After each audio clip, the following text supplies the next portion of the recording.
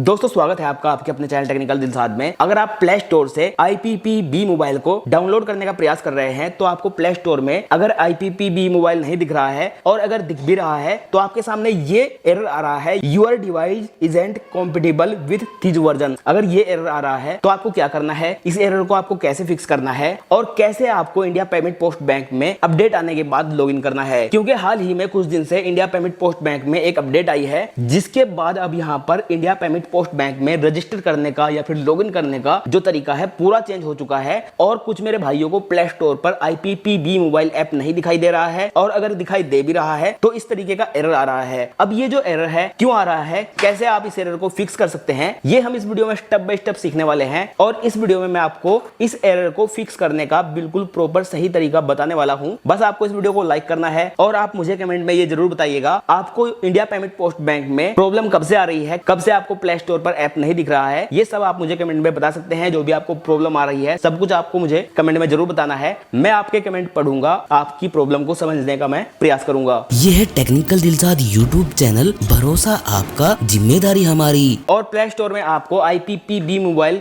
तब से नहीं दिख रहा है जब से IPPB मोबाइल में सिम वेरिफिकेशन वाली अपडेट आई है। क्योंकि ये अपडेट आने के बाद जिस यूजर ने IPPB मोबाइल में लॉगिन कर रखा था वो ऑटोमेटिकली सब लॉग आउट हो चुके हैं। अब यहाँ पर दोबारा उन्हें रजिस्टर करना होगा, दोबारा लॉगिन करना होगा। दोबारा आप कैसे रजिस्टर करेंगे, कैसे लॉगिन करेंगे, अपडेट आने के बाद हमने यहाँ पर IPPB मोबाइल को ओपन कर लिया है। सबसे पहले आप यहाँ पर लॉगिन पर टच करेंगे। जैसे आप यहाँ पर लॉगिन नाउ पर टच करेंगे तो यहाँ पर फर्स्ट टाइम कुछ परमिशन वगैरह देने के बाद आपके सामने ये पेज आ जाता है। आपको यहाँ पर अपना वो सिम सेट करना होता है जो आपने अपने इंडिया पेमेंट पोस्ट बैंक में दिया है। मेरे केस में यहाँ पर मैंने अपने फोन में केवल एक ही सिम डाला है तो यहाँ पर सिम 1 सिलेक्ट है। लेकिन अगर आपने अपने फोन में 2 सिम लगाए हैं तो आपको यहाँ पर सिलेक्ट करना होगा आपने बैंक में कौन सा नंबर दिया है। नंबर सेलेक्ट करने के बाद आपको यहाँ पर इस बॉक्स में कंसेंट देना है, आपको यहाँ पर चेक मार्क करना है। अब यहाँ पर चेक मार्क करने के बाद आपको नीचे यहाँ पर स्टार्ट SMS वेरिफिकेशन पर टच करना है। जैसे आप यहाँ पर स्टार्ट SMS वेरिफिकेशन पर टच करेंगे तो यहाँ पर आपके सामने ये इंटरफेस आ जाएगा।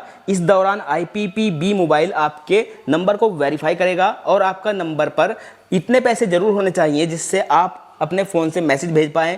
क्योंकि इस दौरान आपके फोन से ऑटोमेटिकली एक मैसेज भेजा जाएगा जिसके द्वारा आपके नंबर को IPPB मोबाइल वेरीफाई करेगा। और इस दौरान IPPB मोबाइल को आपको कुछ परमिशन वगैरह भी एक्सेस करनी जरूरी होती है। तो आपका नंबर वेरीफाई होने के बाद आपके सामने ये पेज आ जाता है।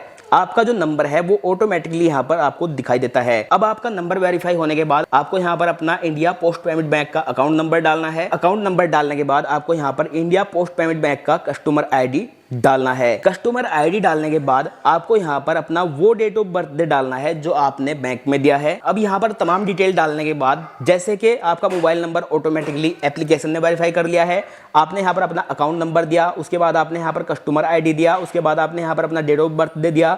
अब आपको यहाँ पर ये तमाम डिटेल डालने के बाद नीचे यहाँ पर रजिस्टर पर टच करना है। रजिस्टर पर टच करने के बाद अब आपके सामने अगला पेज कुछ इस तरह से आ जाता है। आपको यहाँ पर अपना एक MPIN डालना होता है। जैसे कि अब हमने यहाँ पर अपना एक MPIN डाल लिया है और जो MPIN आपने यहाँ पर डाला है वही MPIN सेम आपको यहाँ पर री एंटर MPIN में दोबारा डालना है। और ये MPIN आपके तब काम आता है जब आप दोबारा IPPB मोबाइल को लॉगिन करते हैं। जब आप बार बार IPPB मोबाइल को लॉगिन करते हैं तो आपको दोबारा उसमें ID नहीं बनानी पड़ती है, दोबारा से रजिस्टर नहीं करना पड़ता है, दोबारा से अपनी डिटेल नहीं डालनी पड़ती है। केवल आपको ये अपना MPIN याद रखना है और इस MPIN के द्वारा आप बार बार IPPB मोबाइल को लॉगिन कर सकते हैं। तो आपको अपना ये पिन बनाने के बाद नीचे यहाँ पर सेट MPIN पर टच करना है और सेट MPIN पर टच करने के बाद आपको यहाँ पर कुछ क्वेश्चन के आंसर करने हैं। यहाँ पर आपसे काफी सारे क्वेश्चन पूछे गए हैं। जैसे कि आपसे यहाँ पर फर्स्ट क्वेश्चन पूछा गया है, what is the place of your birth.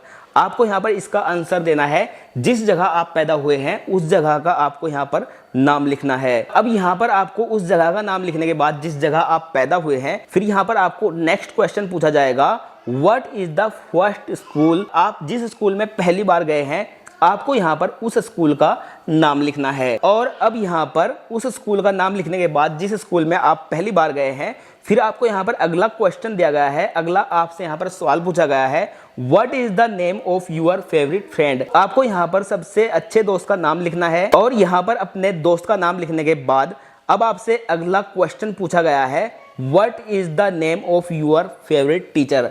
आपका जो सबसे अच्छा टीचर है, आपका जो मनपसंद टीचर है, उस टीचर का नाम आपको यहाँ पर लिखना है। तो यहाँ पर टीचर का नाम लिखने के बाद अब आपको यहाँ पर नीचे सबमिट पर टच करना है। जैसे कि आप यहाँ पर देख सकते हैं, हमने यहाँ पर तमाम डिटेल डाल दी है। तमाम डिटेल डालने के बाद आपको यहाँ पर सबमिट पर टच करना है। और अब यहाँ पर सबमिट पर टच करने के बाद आपके मोबाइल नंबर पर एक OTP भेजा जाएगा। वो OTP आपको यहाँ पर डालना है और हो सकता है IPPB मोबाइल आपके OTP को ऑटोमेटिकली भी वेरीफाई कर सकता है। अब यहाँ पर हमारा जो OTP है वो IPPB मोबाइल ने ऑटोमेटिकली वेरीफाई कर लिया है। उसके बाद हम यहाँ पर लॉगिन पर टच करते हैं और अब हमारे सामने यहाँ पर कुछ इस तरीके का इंटरफेस आ चुका है। हमसे यहाँ पर MPIN मांगा जा रहा है। हमें यहाँ पर वही MPIN डालना है जो MPIN हमने अभी बनाया था।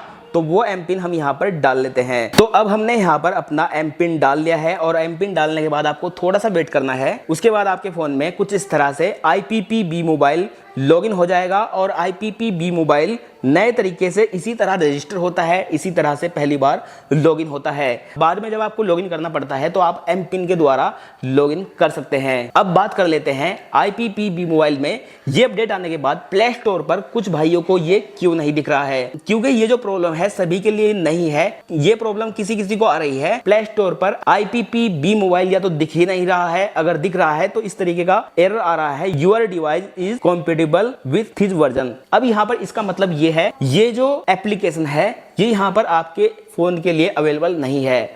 अब आप सोच रहे हैं अगर आपके फोन के लिए अवेलेबल नहीं है तो आप ऐसी क्या सेटिंग कर सकते हैं जिससे आपके फोन के लिए ये जो एप्लीकेशन है अवेलेबल हो जाए। जी हाँ दोस्तों, आपके फोन में ही ऐसी सेटिंग अवेलेबल है जिसके द्वारा आपके फोन में ये जो फीचर है अवेलेबल हो सकता है। क्योंकि IPPB मोबाइल उन फोन में वर्क नहीं कर रही है जो फोन एंड्रॉइड 7 से नीचे हैं। एंड्रॉइड 7 से ऊपर वाले जो वर्जन के आपके फोन है उनमें ये जो एप्लीकेशन है सही तरह से वर्क कर रही है। और आपको करना क्या है, आपको अपने फोन का एंड्रॉइड अपडेट करना है। और अपना एंड्रॉइड वर्जन अपडेट करने के लिए आपको करना क्या है, आपको अपने फोन की सेटिंग्स को ओपन करना है। और सेटिंग को ओपन करने के बाद आपको यहाँ पर एक फीचर दिया गया है अबाउट फोन। आपको यहाँ पर अबाउट फोन पर टच करना है। उसके बाद आप यहाँ पर MUI वर्जन पर टच करेंगे और अगर आपके फोन में अपडेट आई होगी तो यहाँ से आप अपने फोन का एंड्रॉइड वर्जन अपडेट कर सकते हैं। और ये जो एंड्रॉइड का वर्जन है हर फोन में अपडेट नहीं होता है। अगर कंपनी अपडेट देती है तो आप अपडेट कर सकते हैं, अगर कंपनी अपडेट नहीं देती है तो आप अपडेट नहीं कर सकते हैं।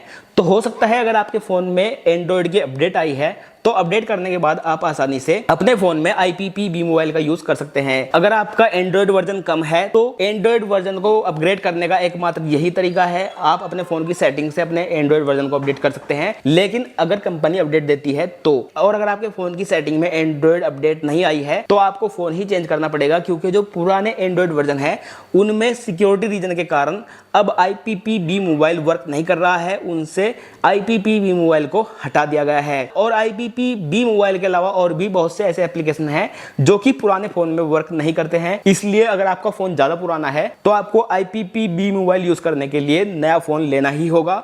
और आप मुझे कमेंट में ये जरूर बताइएगा आपके फोन में ये प्रॉब्लम कब से आ रही है और आप IPPB मोबाइल बैंकिंग कितने दिन से यूज कर रहे हैं। वीडियो अगर आपको पसंद आया है तो लाइक जरूर कीजिएगा। मैं मिलता हूं आपसे अगली इसी तरह की नॉलेजेबल वीडियो में। तब तक अपना ख्याल रखिएगा और हमारी यह वीडियो देखने के लिए आपका तहे दिल से शुक्रिया।